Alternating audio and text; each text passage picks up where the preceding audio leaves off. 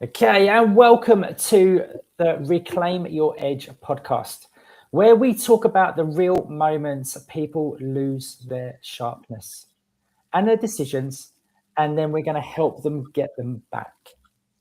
So, I'm Adam Alexander, and in each episode, I sit down with experts from different professions and people with real life stories to unpack what's been happening underneath the surface and also what it is costing you and what you can also do about it as well. We're not going to be talking about hype. There's no fluff. It's just going to be honest conversations and also practical takeaways that you can use immediately. So today I am speaking to Sarah Farmer, who specialises in imposter syndrome. We're going to break it down. We're also going to look at how it shows up, the impact it has, and how you can reclaim your edge if this feels familiar. So let's get into it. Sarah, thank you for joining us on episode one, right? Episode one of Reclaim Your Edge. So Sarah, if you'd like to, before we jump in properly, just introduce yourself, who you are, what you do, and where you're from. Yeah, absolutely. Well, I'm honoured to be the number one guest. Appreciate it. So Sarah Farmer, as it says on the screen, I am an multi-award winning international coach, actually, as of last year. I'm the author of the best-selling book, Leader Unleashed, and I am a coach that specialises in imposter syndrome, as you've just said, and I work with senior leaders and leadership teams, helping them develop not just the right level of confidence, but also the right level of people skills to be able to do what I describe as leading brightly. So that means being able to be really effective more of the time. I think we've got a bit of an echo as well, so apologies if that's me. I don't know if that's me or you. I don't know. But let's just carry on. Let's just carry on. It's always good to hear us more. So Sarah, like this isn't the first time either. Like I remember, this is. We did one of these 3-4 years ago, wasn't it? Yeah, on yours, wasn't it? Yeah, I used to run a show called The Business Brunch, and yeah, you came on, and ever since then, I've been drinking or attempting to drink 2 litres of water every day. That's the impact it had on me. That's it. Cool. So Sarah, like, what is imposter syndrome? Like, if we had to talk about it in layman's terms, right, really break it down simply. What is imposter syndrome? Because people hear about it, but some people may not understand what it is. Yeah, and there's a lot of confusion about what it is and what it isn't. So, in its simplest terms, it is a consistent and often persistent faulty thinking habit. That's how I would describe it. So it's patterns of thinking that are not necessarily true or helpful, but they get in your way and make you feel that big, right? It is not the same as a normal level of trepidation that you might get when you're going into an interview or starting a new job or starting something new, meeting someone new. It's not that. This is where people actually, in extreme, stop from moving forward. So they actually get stuck completely, or to get to the point they want to be at takes a whole lot longer. It's far less fun. And it drains their energy because they are fighting this inner narrative all the time to get there. So that would be, I hope that makes sense of what it is and what it isn't. Nice. So what could be for if we were to how would it show up? Okay. How would it start to show up for people? Yeah. So there's 3-4 main signs that I talk about. There are more, and what's really important is to look for clusters of clues. What you often find is people think they've got a bit of information, they see one clue and think that's it's imposter syndrome, or it isn't. So I would urge anyone listening to this to look for clusters of clues. One sign does not mean imposter syndrome is at play. And before I explain what the 3-4 main signs are, I just wanted to make it really clear that this is not a female issue.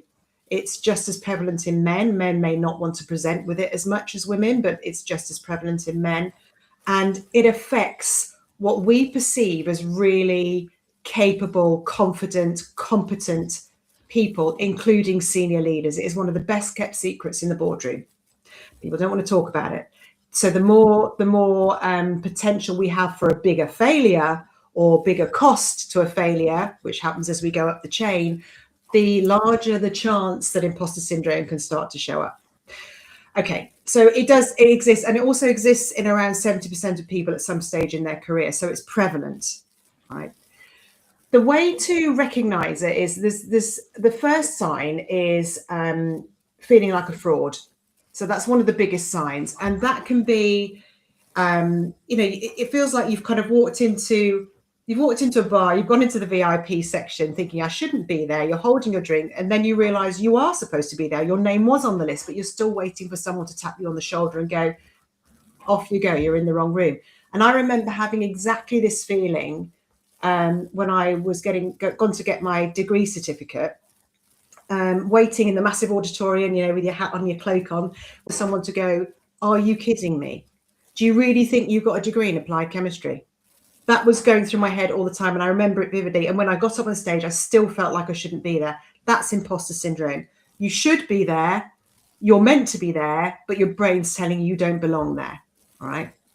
So that's the first sign, is feeling like a fraud. The second sign, and they kind of go two together here, is procrastination and perfectionism. I lump them together because they sit hand in hand a lot of the time. Procrastination is the classic, I've got something I should be doing, it's urgent, it's important, but I will go and clean the fridge instead.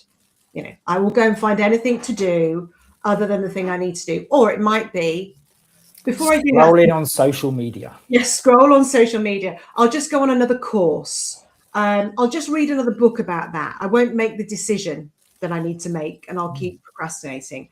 And then what we've got also is perfectionism, where nothing is ever quite good enough. You can be 99% ready to do something, which in anyone else's book would be perfect, but you just can't do it.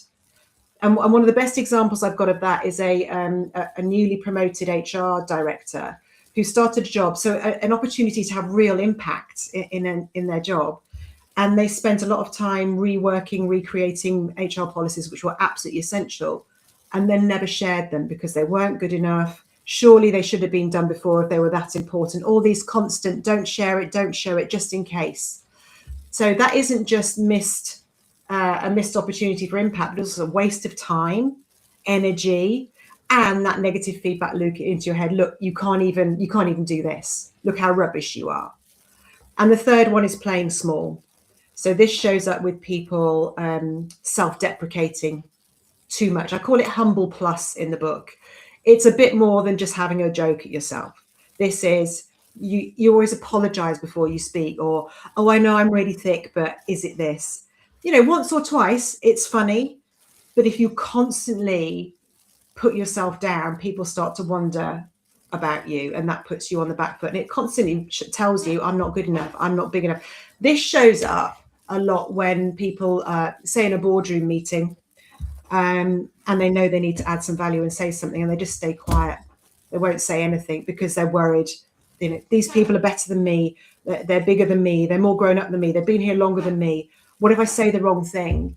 So we shrink ourselves to fit into a space that feels comfortable, not seen, not heard. And again, that is massive missed opportunity for impact, but it also puts your job at risk, because if we're not adding value, why are we there?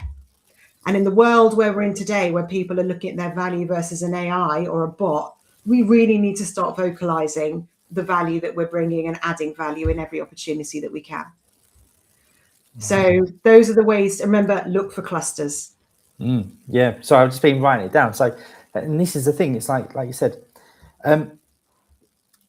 one thing you mentioned was that people, especially senior leaders, okay, 70% of people will go through imposter syndrome during their life. That was the figure that you said, wasn't it? Yeah. More than that, right? The ones that we know about, okay. Yeah. But then you said it becomes more predominant the higher you go up in your role.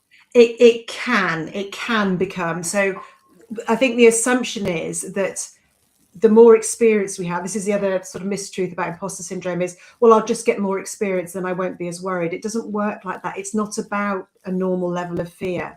No. So as we get more and more experience and there's more on our shoulders, we can start to worry more, which could then lead into imposter-led thinking.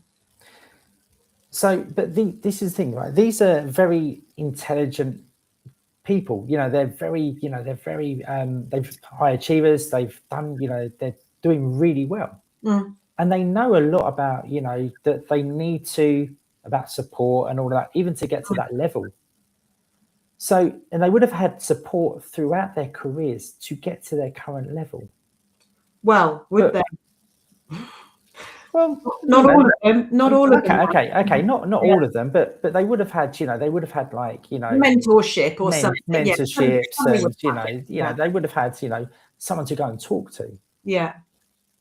But why do you feel that people, when it comes to this, that they struggle to initiate a conversation around it? Is it fear? Or is it the fact that they just don't really know that it actually is this? It's a really, really good question, and it depends on a few things. But in the main reason is most people don't want to admit that it's happening to them, because especially at the senior levels, I should know what I'm doing, and that's an imposter-led mindset straight away. I should know what I'm doing. I should be better at this. I should be in control. So that narrative makes people go, if I admit that I don't, how am I going to look? Am I going to get what? And then we do what I call faulty thinking patterns and start spiraling. Well, if I do that, then I'm going to end up looking an idiot. Then this will happen. Then I'll lose my job, and then my life is over. So it spirals out of control. So there's a misunderstanding that leaders should know it all. That's the biggest issue. Leaders do not need to know it all. They need to be able to lead themselves effectively, and then encourage others to lead their departments really well, or whatever it is they're responsible for. And the other thing is misunderstanding as well. Is some people will say, "Oh, I just thought it was normal. I just thought this was how I was, how it should be, and how other people think." So there's two things at play there, and then underneath all of that is there a belief that there is anything you can do about it?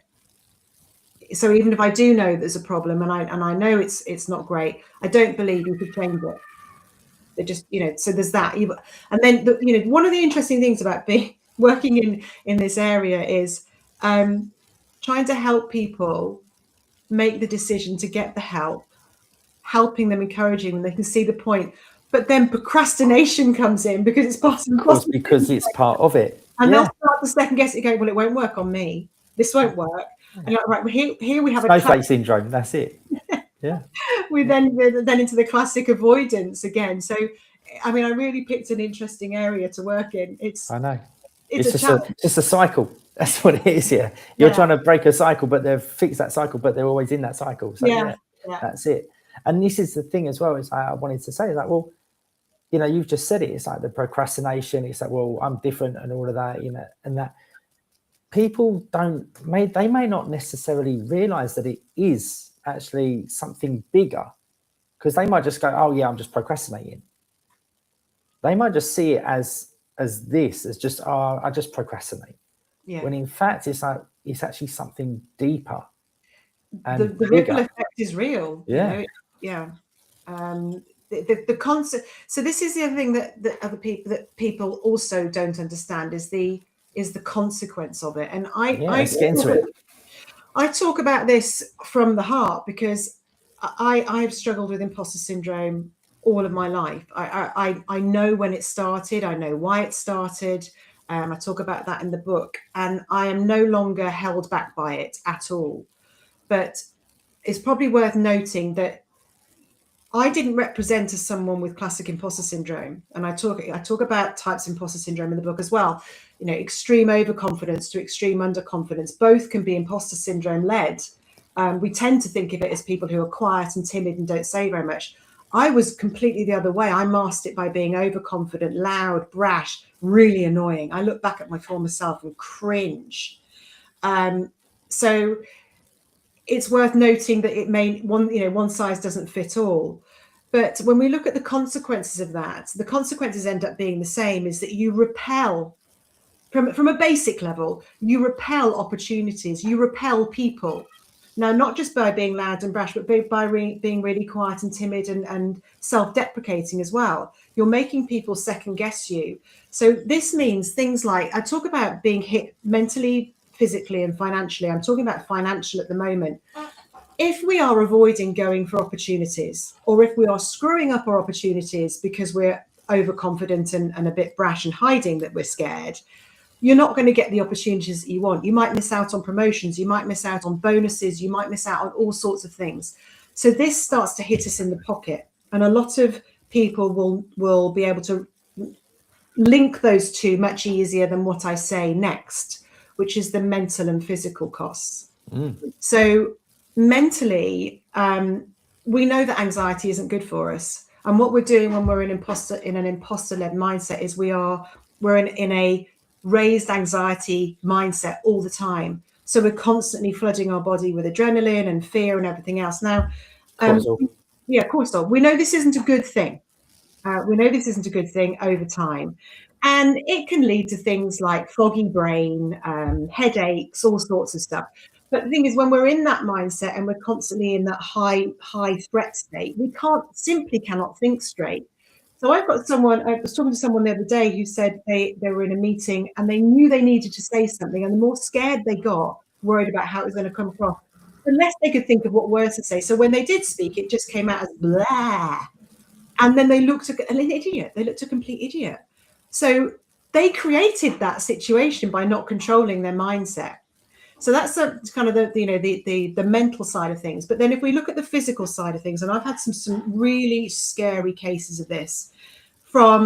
Let's start with the easy stuff. If I'm running high on adrenaline and cortisol's flowing my body and all the rest of it, I'm probably not sleeping very well. I'm waking up at 3 o'clock in the morning. I can't get back to sleep. We know a sleep deficit isn't good for us in itself. But then we start to see the physical symptoms, rashes, impetigo, eczema. Then we start psoriasis, irritable bowel syndrome, reflux. And I've had people much worse with heart problems. Somebody who was at high risk of a stroke, who was basically told, if you don't change your life, you're going to die. She's 42 years old with 2 young kids. And so she started taking the drugs to lower her blood pressure. She was one who thought, this is perfectly normal, I should be able to just power through. But then she realized what the underlying cause was, which was actually very much related to imposter-led thinking. We worked on that. She's fine. Okay, it's all good. But this isn't a joke, this stuff. This isn't just I don't feel very comfortable here, I feel a bit anxious. This is consistent, persistent, and it leads to mental, physical, and financial losses. And so if you are thinking about working on this, what I would urge people to do is to start to look at those 3 things and see, how am I feeling? What's going on in my body, and what's it making me do? And therefore, what am I missing out on? And that for some people, they get in touch and say, do you know what? I can handle it, but I'm just fed up with just not enjoying my life. And they just want to have some fun back. Exactly. So just you said about 3 things that it affects. So when I work with my clients, about their health and all of that, we talk about 5 areas. All right. Okay. Right. We talk about, their health. Okay, well, like you being overweight, you being, what impact is it having on your health? Yeah. What's your sleep like? What's your energy like? It's all interlinked, yeah. Yeah. Then okay, well, what about your finances? What impact is that having on your finances? So again, like with you, imposter syndrome. Well, what impact is it having on that? And if you don't address it, what impact will it have? Then we talk about our family. Now again, even like with imposter syndrome, that could have an effect on their family as well, can't it? Yeah, absolutely. One of the first things that I do when I'm working with someone to help them take control of imposter syndrome, and I say that carefully because it's not about banishing it for life. No. Taking control of it more of the time, is we look at the ripple effect, because you'll know this as well as anybody, that people don't change just because they feel it's a good idea. Unfortunately, they have to explore the pain of not changing. And part of that is not just how it's impacting me as the sufferer myself, but I also look at how is it affecting your family, how is it affecting your colleagues, your team, your organization, your clients. And until there is a really good reason for change, people just won't. And you think about, a smoker, who I'm sure you'll have come across in your work plenty of times, smokers who want to get fitter. They don't stop smoking just because they feel like stopping smoking. They know it's a bad thing. Usually it takes a life event. So, maybe they have a sudden really serious illness because of smoking, and their child says to them, Mom, Dad, I want you to be alive for my 12th birthday. Suddenly it becomes non-negotiable. And that's what, what your work, my work is the same. With any behavior change, whatever we're trying to change, be it fitness, be it mental fitness, whatever it is, we have to have a really good reason to change. Otherwise, our brain just goes, nah, thanks. Can't be bothered. Yeah, because your brain wants safety, it wants familiarity. Even if it's killing you, it would rather keep killing you knowingly and comfortably than it would do to change and try something new. Because our brains are great, but they're a bit out of date. Yeah, that's it. Because it's familiar. It's that familiarity. They're used to how it feels, aren't they? Yeah. So again, it's like, okay, so if someone is, like having these, they've got this procrastination, they've got that low level anxiety that's always there. They've got that, that stress, they're waking up. Like, from your experience, how would people normally, without intervention, like from yourself, how would they normally try to deal with it? Mostly people just try and power through. Some people will medicate. I've been there, done that. Sleeping tablets. With what? So, like, medicate with what? Sleeping tablets, anti-anxiety meds. And, that's for people that have highly addictive personalities or traits, is really dangerous. I mean, I got seriously addicted to sleeping tablets. And yeah, and it took me a while to get off them. I'm not on them anymore. Occasionally I will have one, but when I absolutely am on my knees, and that's got a lot to do with potential ADHD and just not being able to switch off. There's all sorts of things going on in there. And it's not necessarily about stress and worry. It's just lots of stuff, and family and life and the environment, so people might self-medicate. They might ignore it. Just keep going, and think it's fine. I'm masking really well. You're not. You're leaking it everywhere. I talk about leakage quite a lot, emotional leakage. Yeah. And then people might start to read a book or listen to a podcast, and then maybe they'll do something like they'll listen to, oh God, what's her name? Mel Robbins, and go, oh, right, if there's a problem, I'll just count back from 5 and just do it. 4, 3, 2, 1. Boom, and fixed. Now, I don't have a problem with that at all. It doesn't work. It doesn't work for imposter syndrome. It doesn't work to change a habit. It does help give you a kickstart to do something. But, if you want to really change a deep-rooted belief about yourself and a thinking pattern that has been hardwired into your brain, probably for years, for some people it's months, but it's attached to a fear that your brain isn't going to want to ignore anymore, you've got to do the hard work. Reading something, watching a podcast ain't going to change anything. But what it might do is lead you to thinking, actually, there are some ways to do this. And hopefully then you will reach out and get help. That's it. So right. So these people, right, they've, they're having some medication, they're doing those sorts of things. Again, not addressing the actual issue. It's just putting a Band-Aid over it. They might read a book. They might read they might, listen to a podcast. They might, count back from 5. Don't get started on that. Would be for ages. But over time, they will feel that, this is, they might feel like they're doing something. Yeah, but I'm getting help. I'm managing it through medication to do those. From you, what would be the big ending for someone if they don't address it? Well, I mean, I don't want to scaremonger anybody, but the truth is, if you're not dealing with the root cause of the problem, you're putting a Band-Aid over a gaping wound. What you're doing is you're dampening down your response to something in some shape or form, which is good for you because it lowers the anxiety a bit. But if you never ever solve the problem, in simple terms, the problem will always be there, and you will always be at a point where you could blow. I mean, I really don't want to scaremonger people at all, because it can just be that you end up with really, really bad eczema all your life. But that's uncomfortable. It could be that you are financially in a financial deficit all your life. That can be huge for people. But people that don't manage their anxiety and keep masking and don't solve the problem die sooner. it's that simple. We know that your body is always keeping the score, and if you keep notching marking notches up on your post every single day, every minute, and all the rest of it for a prolonged period of time, then eventually your body's going to say no thank you. We know people at higher risk of all sorts of illnesses, cancer, everything else. Listen, I'm scared of that myself, because I know I run on quite a lot of high anxiety a lot of the time.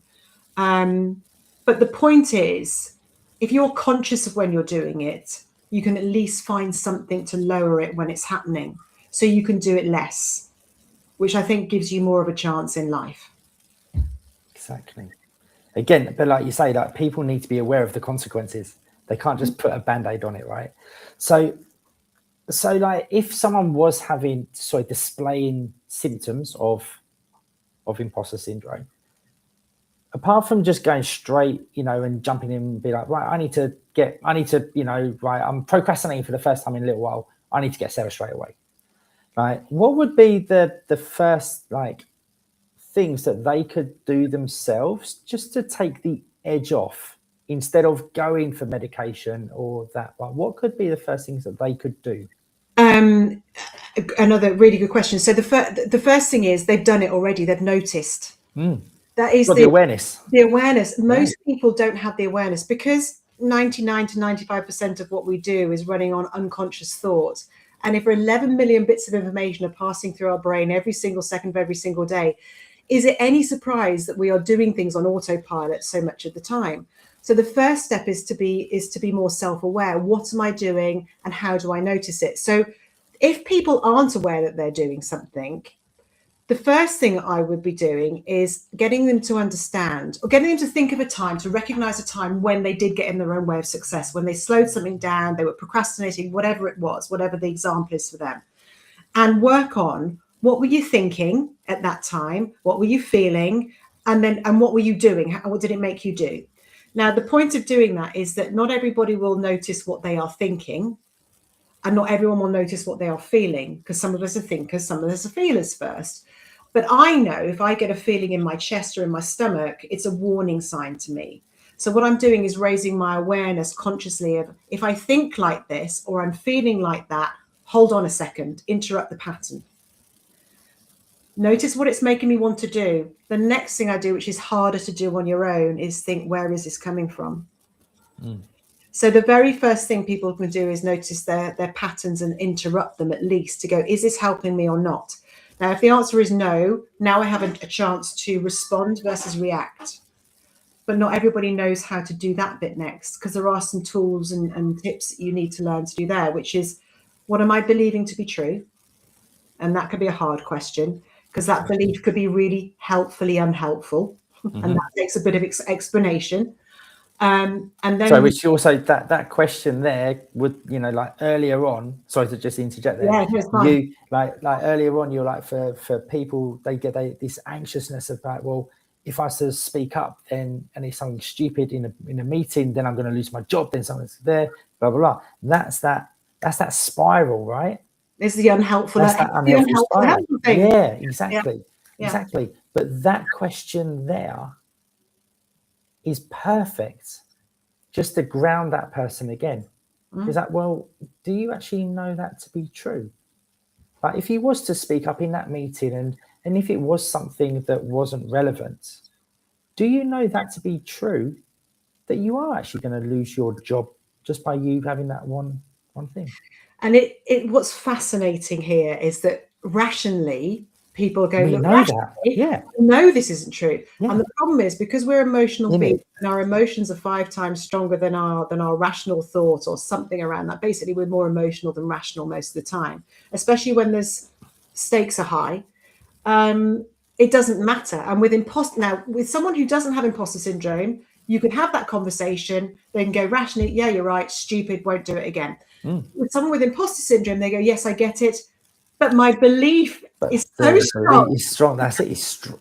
And it's come from somewhere. So now what we have to do is we know that it isn't helpful. So where's it coming from? And this is where working with a coach who has a deep understanding of how to get to the deep root of something and expose that's when things can change. And an example of that is I was coaching a mid-level pharmaceutical leader last year or the year before, can't remember, a little while ago, and absolutely primed for promotion to a senior leader type role. Long story short, as soon as he'd had that conversation, his behavior started to change. And the people that he was meant to be impressing to say, yes, I'm ready for a leadership role, started to go, wow, what's going on here? He was coming across rude, short, just really uncomfortable to be around. And what was making it worse was he didn't realize how he changed and what he was doing, coming across as. And he was getting annoyed he wasn't getting the promotion. So then he was getting more frustrated, which was leading into the poor behaviors. So long story short, he got recommended to me. And what was underneath all of this, now bearing in mind he's in mid-40s, was at 10 years old, he'd been made fun of doing a presentation in his class for the first time ever. He screwed up. His class laughed at him. His teacher was angry. That's the story he told himself. So back then, a little brain said, standing up and presenting in front of people is a really bad idea. It's scary. This new job would involve lots more presenting to bigger groups. So his brain had done a really clever thing of keeping him safe, sabotaging him by going, tell you what, behave like a bit of a dick. Yeah. And then you won't get the job. But he had no conscious awareness of this. And I know people listen to this story and think that surely not. I promise you, this is not a story or a one-off. This happens all the time. And not everybody, it doesn't always come from something when they're 10 or 15. For some people, it's happened a year ago, but it was so empowering disempowering and impactful that the fear has taken over any rational thought whatsoever. So we can have chronic imposter syndrome, which is, it's come from way beyond and it's been there an awfully long time. Or it can be what I describe as acute. Which is it's just come on, but it's still bloody powerful. And I don't know what your question was now, but I got excited and just shared that with you. So no, it's fine.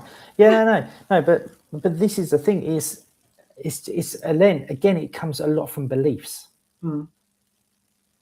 It's like Johnny, when he was 10, he stood up in front of his class and they took fun of him, and his behaviours are now playing out now. Yeah, it's right? The past informs the future. Exactly. But what we don't do in this modern world, or any world really, even before that, is consciously stop and think, what am I believing to be true that is driving these behaviours, that is leading me to get the result that I want?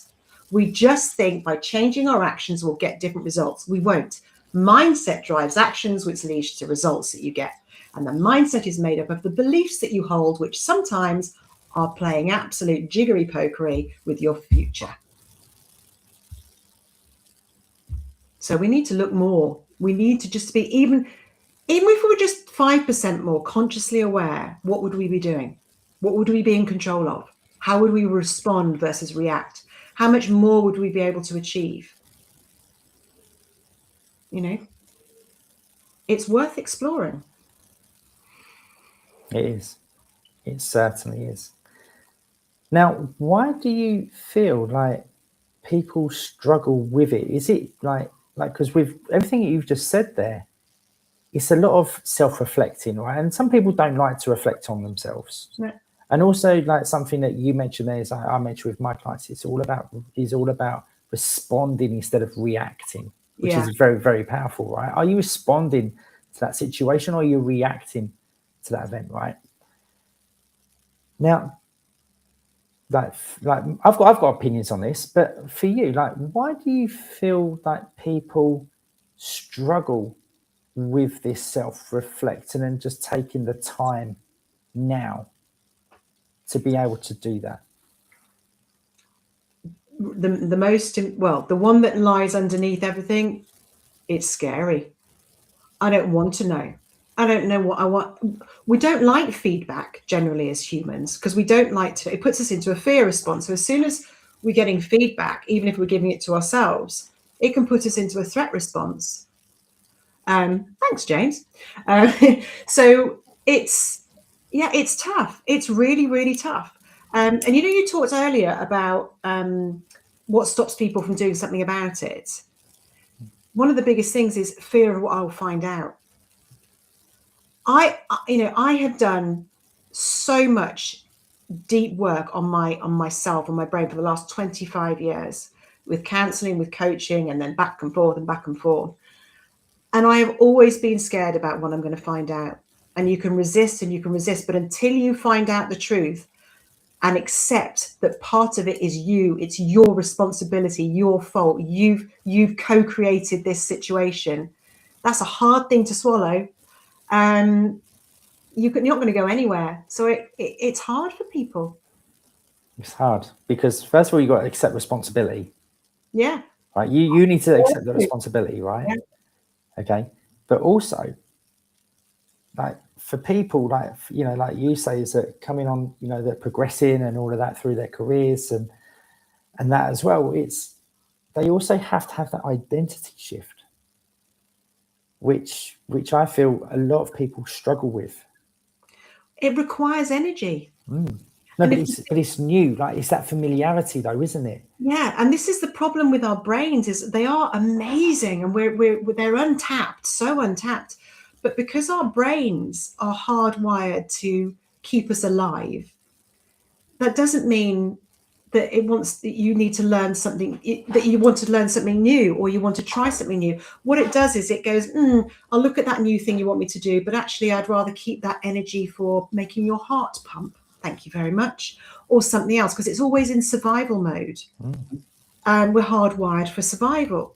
So anything that requires change or something new or different, it threatens us because it means, I might have to change something.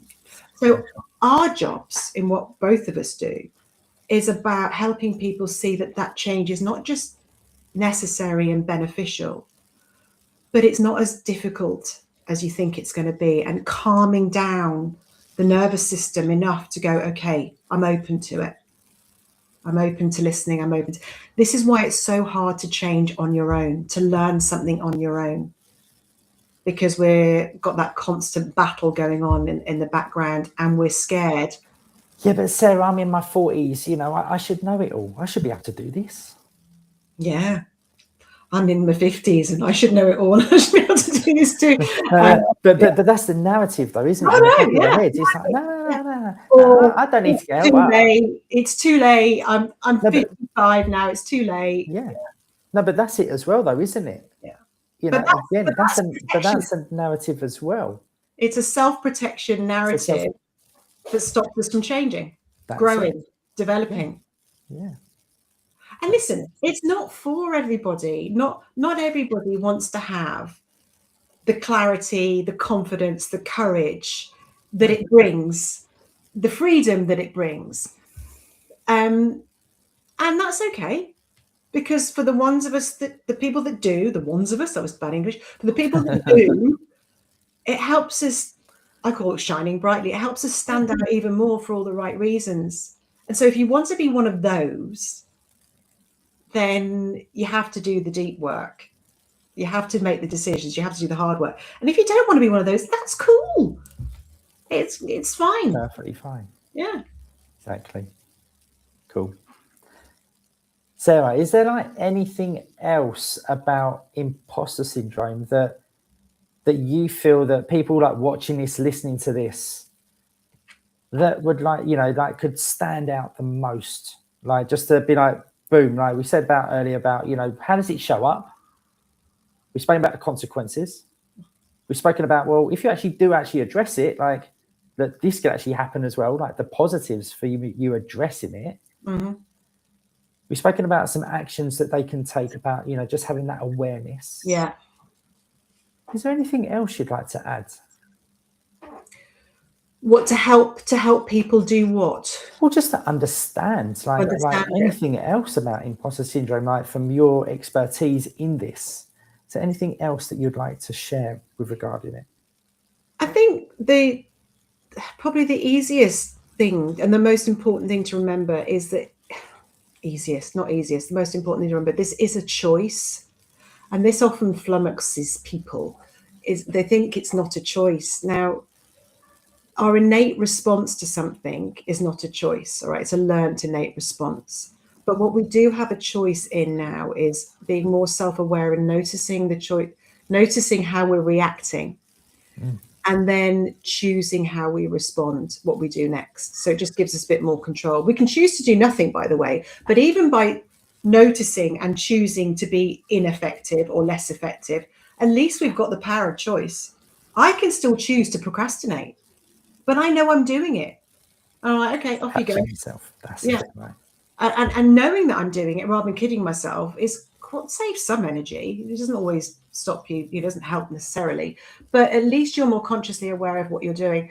But I would just say, remember this, if you remember nothing else, this is a choice, and it doesn't have to stay that way. You do not have to keep making those choices. You can learn to make better ones if you want to. And this isn't also just about imposter syndrome. This is about biased thinking. Yeah.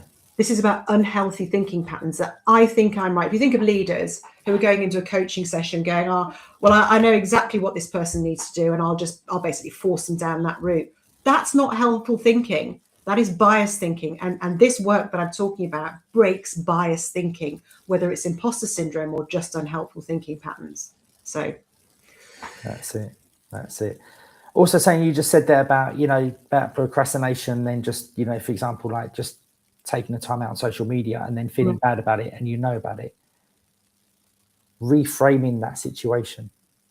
As in, like, no, you know what? I'm actually going to allow myself to just mind-numbingly scroll. Yeah, I'm gonna sit and stare at Facebook for an hour. Exactly. No, but by you allowing yourself to do that and then being kind to yourself, could that eventually in turn help that person as well? Absolutely. It's a slow burn. Yeah. No, of course. It's not going to get them. No, but just to. But it's little things, isn't it? Yeah. All these little layers do help. So if I am kinder to myself, and talking about coming off social media, I was a slave to LinkedIn for the last 3 years, an absolute slave. And I had to consciously break away over Christmas and stop going on it. And I'm now on it once, twice a week. I can't tell you how much anxiety that put me through. It was like breaking a drug habit. We get so addicted to it.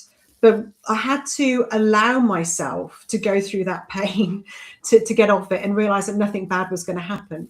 So talking about any little thing that you're doing that helps you is going to be a long-term help, because what that's done is I now no longer feel guilty on a Monday that I haven't got a post out there. So I'm not wasting time feeling guilty or thinking, or doom scrolling, I must comment, because it's not going to actually make my difference to my business or my life. That's the truth of it. It's a shop window. That's it. Let's get over it. So little things that we can do that will help us have a long-term impact. And if we do lots of little things, it has a positive impact on us. So like allowing yourself to doom scroll, or whatever you want to call it. Actually, you don't call it that, just scrolling. Just scrolling. Yeah. Scrolling. No negative. Yeah. Just scrolling. And not coming off it at the end going, I shouldn't have done that. No. What I will do is I will scroll for half an hour and I will say that was fun. And then I will go and do something else. And that has a very different message to your brain than, you idiot, you've wasted half an hour of your life, which is what we do. Exactly. Cool. Thank you, Sarah. So Sarah, come on, let's have a plug. If people want to find out more about you yourself, okay, so we know you've got your book. If you'd like to just, what's it called? Have you got a copy there? Of course I've got a copy here. Oh, it is back to front. So what's it called? Oh, it's it's Leader Unleashed. I should have changed the direction on my camera. So it's Leader Unleashed. Now it's written for leaders who are returning to work after time out, whatever that reason may be. It was written during COVID when a lot of people were being made redundant at senior leadership level, and suddenly mojo and everything gone, confidence gone. So it's written with them in mind, but actually it's a book about how to take control of imposter syndrome. It talks about examples when you're going in for a new role, what to do and how to be really successful in your first 90 days, not allowing low levels of confidence to ruin your chances, because the incidence of onboarding failure is high, especially at the senior leadership level. So you can find that on Amazon. Just to say that I talk about the 5 steps that I use to help people take control of imposter syndrome in the book. It's called Eagle. It's now called Spark. It's exactly the same thing, but there's been a rebrand, a refresh. So don't worry about that. You can also find me on LinkedIn. I'm only here once or twice a week. Actually, I'm here probably a bit more than that, but I will respond to messages on LinkedIn, and also my website, brightandbrilliant.com. Everything's on there, and I don't just help people with imposter syndrome. I work with a group of associates as well, that we do all sorts of training programs for leaders at all levels. Some of them I run myself, and others who are more expert run other ones. But if you are looking at developing your leadership team from a self-leadership, confidence, or a people leadership side of thing, then speak to me. We can help. Perfect. Well, Sarah, thank you so much for taking the time out today. And we got there in the end. We got there. It didn't look like it was going to happen, but we did it. We persevered. Adam, thank you for having me, and thank you for letting me come talk about my favourite topic. You are welcome. You are welcome. So thank you so much. So that is today's episode of Reclaim Your Edge. Now, if something you heard today hit home, don't just nod along. Like, pick one insight and take action in the next 24 hours. And that is how your edge is going to come back over time. Now, if you found it useful, please follow along. Connect with us on LinkedIn, follow us on YouTube, and share it with someone who needs it. And that is how the fastest way that we can help people. And if you want to connect with myself, I'm Adam Alexander. You can connect with me on LinkedIn, also on Instagram at Mr. Adam Alexander, and also on YouTube as well. And I will see you in the next episode, where I'm speaking to Daniel Gainsford. I will listen.